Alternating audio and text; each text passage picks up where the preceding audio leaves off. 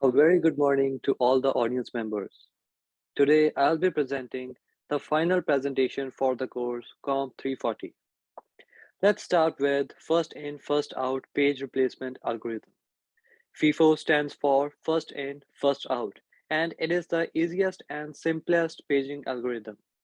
In the FIFO page replacement algorithm, the operating system keeps track of all the pages in the main memory using a queue or a linked list. When a new page is added, it is added at the end of the list.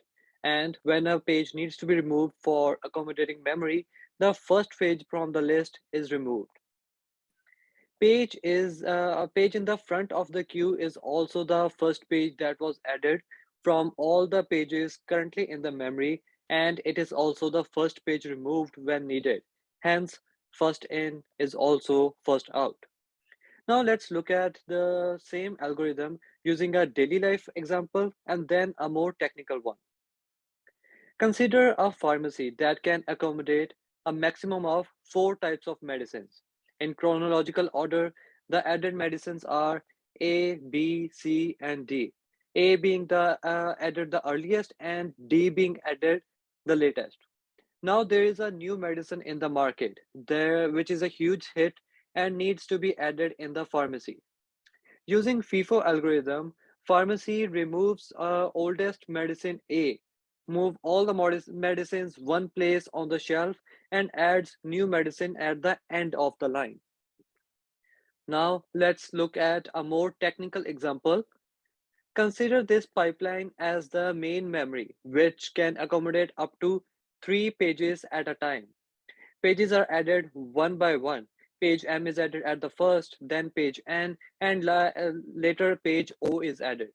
But when page P needs to be added, one of the pages present in the memory must be removed from the pipeline, as it can hold maximum of three pages only. Thus, following the FIFO paging algorithm, page M is removed, all the pages are moved ahead in the queue, and page P is added at the end of the pipeline. Moving on, we will be discussing the topic defragmenting disks. As stated by Technopedia.com, defragmentation is the process of consolidating fragmented files on the user's hard drive. But before we move on with defragmenting, let us discuss the problem of fragmentation. As files are stored and removed from a new hard disk, which at this moment is a single contiguous unit, it becomes badly fragmented with files and holes all over the places, resulting in new files to be stored in blocks at different locations on the disk, thus giving poor performance. Defragmenting is the solution for this problem, in which files are relocated contiguously and the free space on the hard drive is kept together in one or more larger contiguous regions. This increases speed and efficiency of the disk. Defragmentation works better on disks with significant free space in a region at the end of the partition. But defragmenting is not always the way to go. There exists a few ineffectual usage of defragmentation also. Like, first of all, files such as paging file, hibernating file, or journaling log, they cannot be removed during moved. They cannot be moved during defragmentation as the administration for the same is way more difficult and not worth it. Fixed size contiguous areas are not needed to be defragmented. Linux file systems rarely suffer from fragmentation. And lastly, defragmenting an SSD wears it out, hence making defragmentation counterproductive. Our next topic is I/O devices.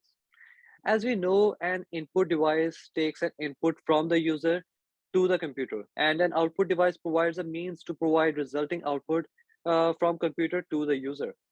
An I/O device is a device that performs both the input and the output functions. Touchscreen and fax machines are some of the most commonly used I/O devices. Although not proper, I/O devices can be roughly categorized as block devices and character devices. A block device, such as a hard disk, stores information in fixed size blocks. each one with its own address. Driver communicates with block devices by transferring one or more complete blocks. On the other hand, a character device like printer is one in which driver's communication is done by transfer of individual characters, which is a stream of characters instead of blocks. Other important concepts to be discussed are device drivers and device controllers. As explained by tutorial's point, device drivers are software modules that can be plugged into an operating system to handle a particular device. Sorry, OS needs device drivers to handle all I/O devices. A device controller acts like an interface between the I/O device and the device kernel driver. The electronic components from I/O device hardware are basically the device controllers. Every I/O device requires both a device driver and a device controller to work with the system and perform required functions. Conditions for resource deadlock is our next topic and a quite interesting one.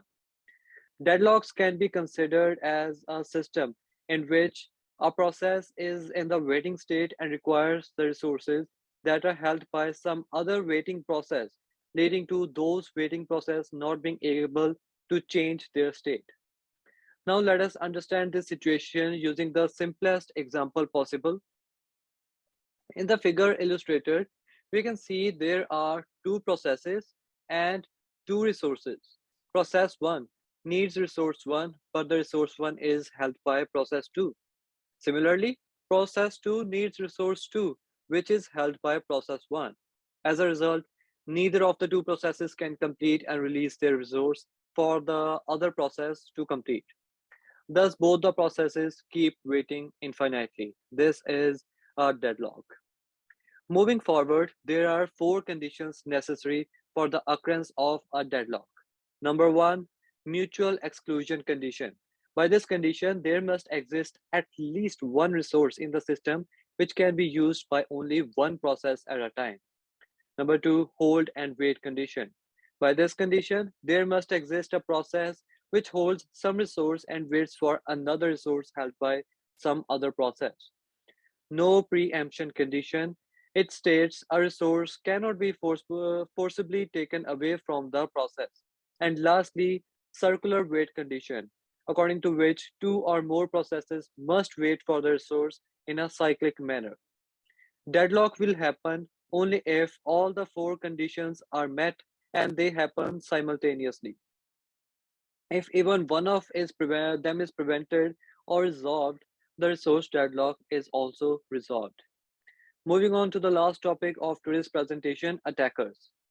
In computer networks, an attacker is an individual or an organization who performs malicious activities to destroy, steal, or gain unauthorized access to an asset.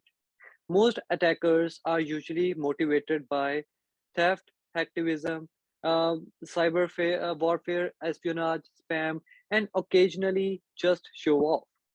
Whatever their motivations be, the reason is generally criminal, political, or personal. Criminally motivated attackers look for financial gain through money, data theft, or just business disruption. Personally motivated attackers, like ex-employees, does the same theft or disruption, but for personal reasons. Socio-politically motivated attackers seek attention for their causes and make their attacks known to the public. The attackers, varying from not very skilled script caddies to extremely skilled crackers, can be categorized into five main types. Number one, recreational attackers, whose main goal is fame and notoriety. Cyber criminals who intend to steal sensitive company information or personal data and generate profits as a result. Hacktivists carry out malicious activity to promote a political agenda, religious belief, or social ideology. State sponsored attackers have particular goals aligned with either the political, commercial, or military interest of their country of origin. And lastly, insider threat is a threat to an organization's security or data that comes from within. These are all the references for the content I used inside this presentation, and thank you for attending the presentation.